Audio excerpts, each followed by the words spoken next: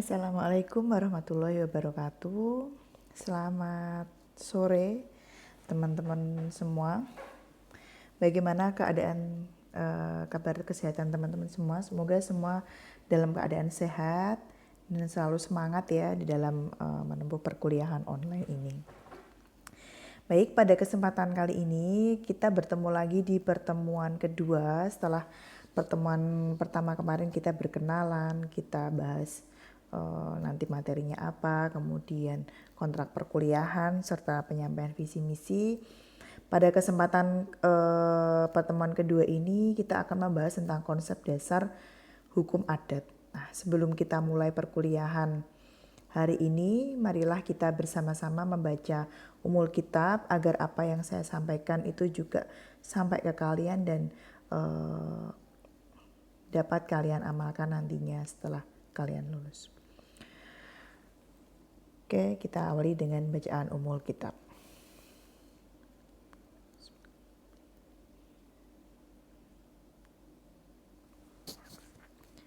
Baik, kita masuk ke materi ya, konsep dasar dari hukum adat. Nah, di dalam pertemuan ini nanti ada beberapa hal yang akan saya sampaikan. Ada dari pengertian hukum adat, ciri-ciri dan sifat hukum adat itu seperti apa, asas-asas dan unsur dari hukum adat, kemudian hukum adat sebagai aspek kebudayaan. Oke, yang pertama hukum adat. Ya, hukum adat itu sering disebut dengan the living law. Kenapa? Karena hukum adat itu berlaku di masyarakat, dilaksanakan dan ditaati tanpa melalui prosedur pengundangan di dalam lembaran negara. Nah, landasan yuridisnya apa di dalam hukum adat itu sendiri? Yaitu pada pasal 18B ayat 2 Undang-Undang Dasar 1945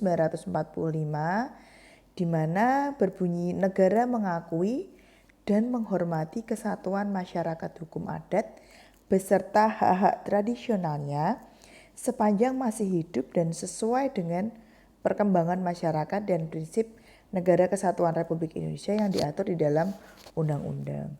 Jadi menghormati semua masyarakat hukum adat yang ada di Indonesia yang terdiri dari berbagai macam adat-adat ya, kalau kita hitung di seluruh Indonesia itu kan sangat banyak sekali yang sesuai dengan prinsip NKRI dan diatur di dalam undang-undang. Nah, hukum adat sendiri itu apa? Yaitu hukum yang dibangun melalui tradisi, baik secara tidak tertulis maupun tertulis ya. Yang tertulis itu ada hukum agama hingga hukum negara. Nah, itu yang dinamakan dengan keberagaman atau pluralisme hukum ya. Jadi keberagaman hukum yang ada di negara kita bahkan di luar negeri pun juga ada.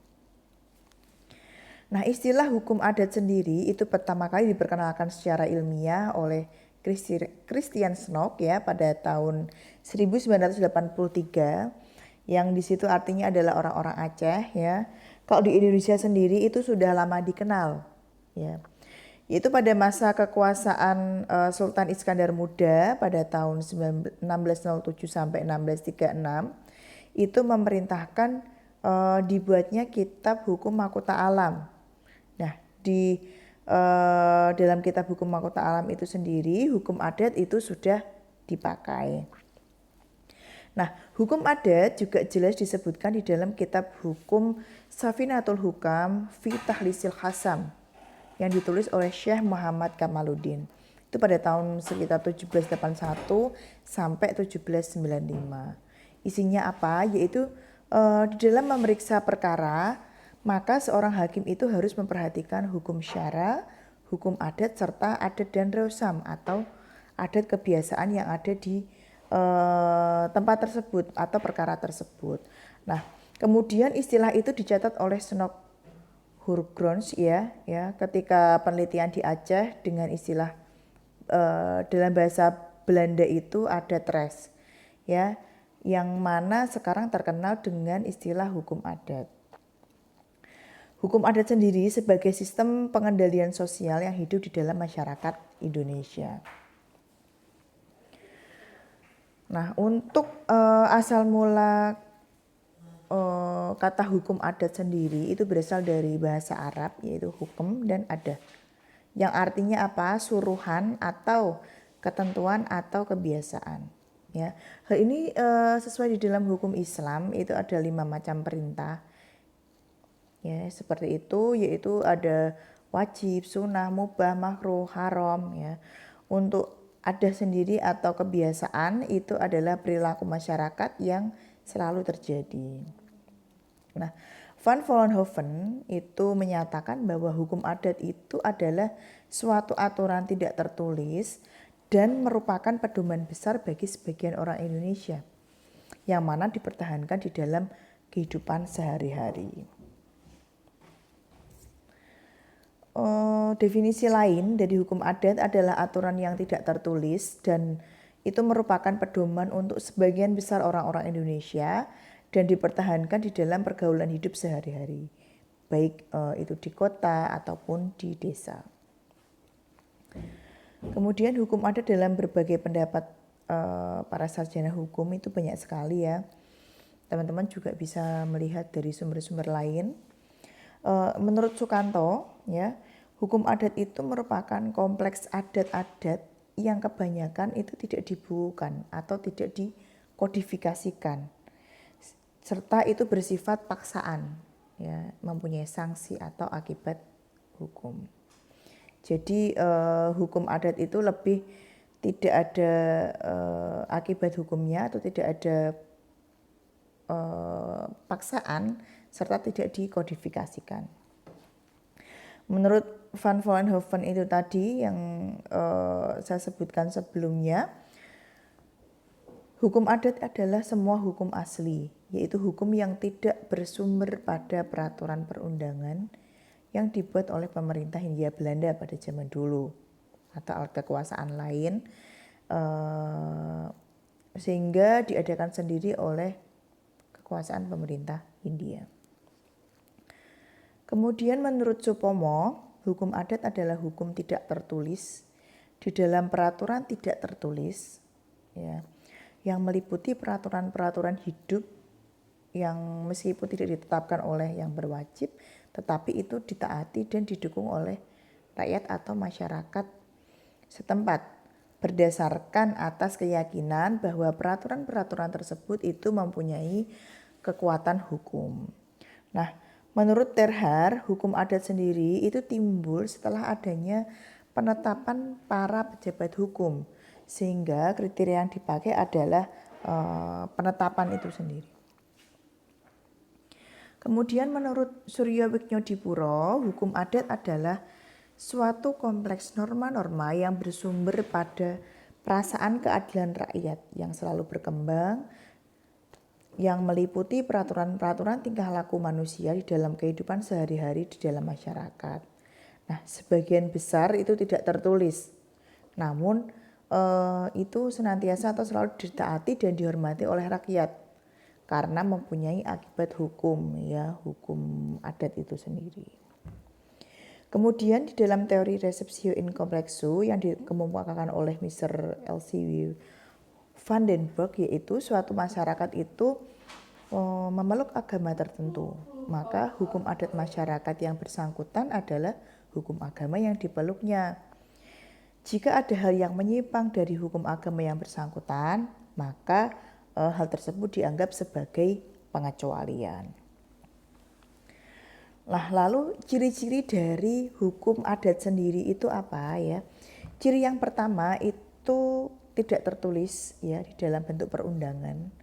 Di peraturannya itu tidak ada dalam peraturan perundang-undangan dan tidak dikodifikasi. Lalu tidak tersusun secara sistematis, tidak dihimpun dalam bentuk kitab perundang-undangan ya. Kalau hukum negara itu kan dibentuk di dalam kitab perundang-undangan. Lalu tidak teratur, kemudian keputusannya tidak memakai konsideran atau pertimbangan. Selanjutnya pasal-pasal aturannya tidak sistematis dan tidak mempunyai penjelasan. Kalau kita lihat hukum negara atau peraturan perundangan yang diundangkan itu kan ada penjelasannya di tiap pasal-pasal. Kemudian sifat hukum adat itu bersifat tidak tertulis itu tadi, dan hukum adat itu bukan merupakan hukum statuta ya atau hukum yang dikodifikasikan. Unsur-unsurnya dari hukum adat sendiri adalah ada unsur asli dan unsur agama. Unsur asli itu merupakan sebuah bagian besar yang mempunyai sifat tradisional atau turun-temurun dan itu sudah berlaku sejak lama. Kalau unsur agama dari hukum adat sendiri yaitu yang dibawa oleh agama. Lalu asas-asas hukum adat menurut Supomo itu yang pertama ada asas gotong royong ya. Asas gotong royong ini bisa kita lihat pada kebiasaan kerja gugur gunung ya kalau kita di desa, misal membangun talut, membangun masjid dan lain sebagainya. Yang kedua ini, mohon maaf salah ketik ya, urutan yang kedua yaitu fungsi sosial manusia dan milik di dalam masyarakat. Yang ketiga asas persetujuan sebagai dasar kekuasaan umum. Jadi hukum adat itu asasnya adalah asas persetujuan sebagai dasar dari kekuasaan umum.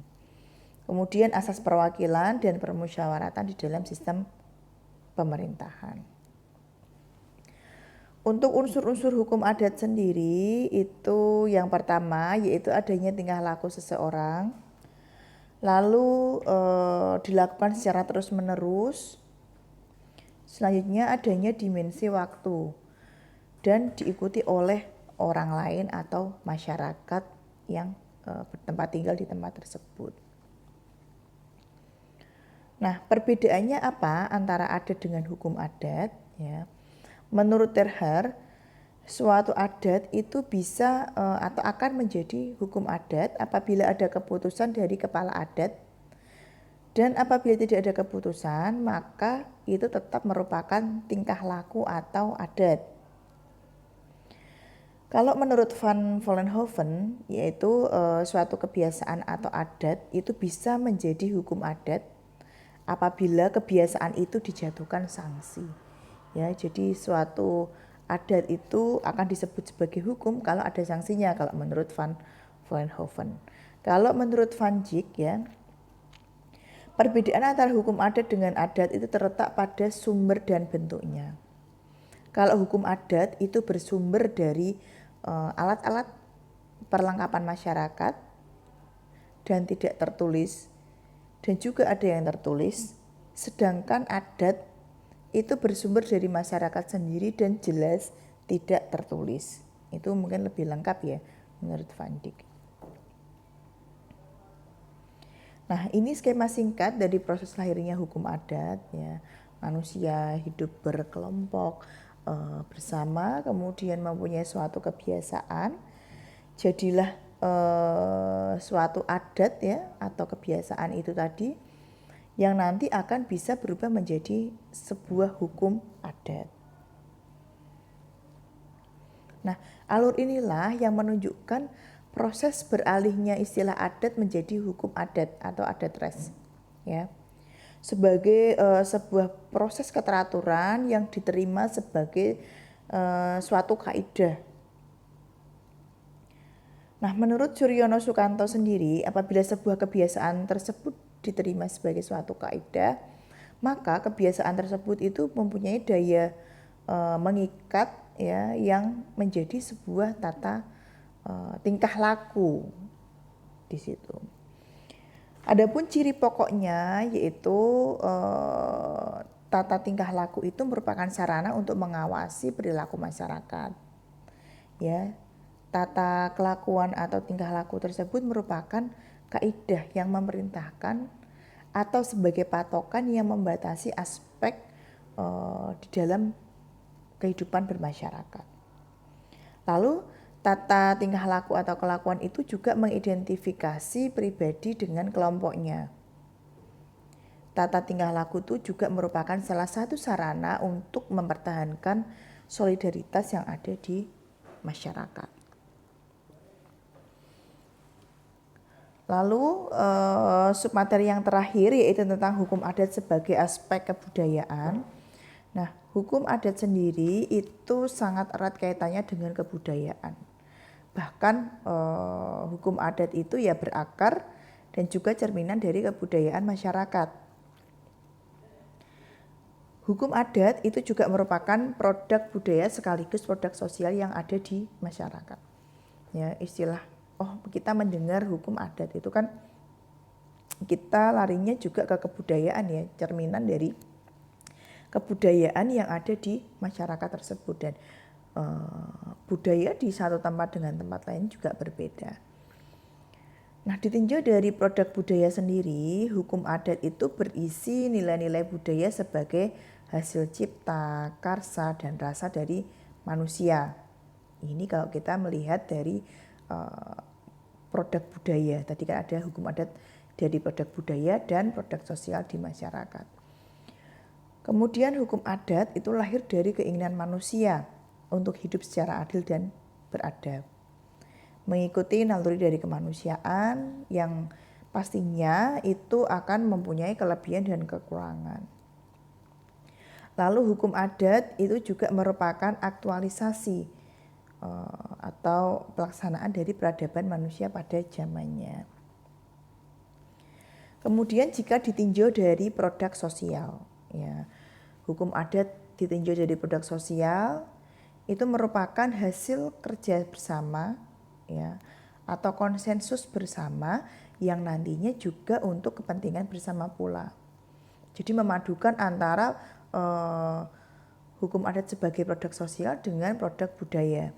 Kemudian hukum adat bukan hanya milik suatu bangsa, tapi setiap masyarakat itu memiliki hukumnya sendiri.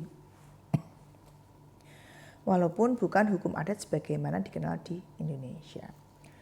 Hukum adat itu merupakan hasil karya bersama secara sosial, milik bersama suatu komunitas sosial yang disebut masyarakat hukum adat ya, atau sering kita sebut dengan persekutuan hukum adat. Hukum adat sendiri itu bersifat kontekstual, tidak tekstual ya. Hukum adat hidup, tumbuh, dan bekerja sesuai konteks waktu, tempat, dan kehidupan sosial. Oleh karena itu, hukum adat pada masyarakat satu dengan masyarakat lain itu berbeda. Kalau teman-teman di daerah asalnya masing-masing dengan hukum adat yang ada di Semarang, tempat kalian tinggal sekarang, itu juga berbeda-beda ya, sesuai dengan konteks waktu, tempat, dan sosial yang ada di masyarakat tersebut. Demikianlah pemaparan materi dari saya. Mungkin teman-teman kalau ada yang mau ditanyakan, nanti kita lanjut ke platform kesepakatan kita ya, boleh di Google Classroom ataupun Google Meet nanti untuk diskusi dan tanya jawab. Mungkin itu saja dari saya mohon maaf bila ada salah kata. Terima kasih, saya akhiri perkuliahan hari ini dengan bacaan hamdalah. Alhamdulillahirrabbilalamin. Selamat melanjutkan aktivitas, saya akhiri. Assalamualaikum warahmatullahi wabarakatuh.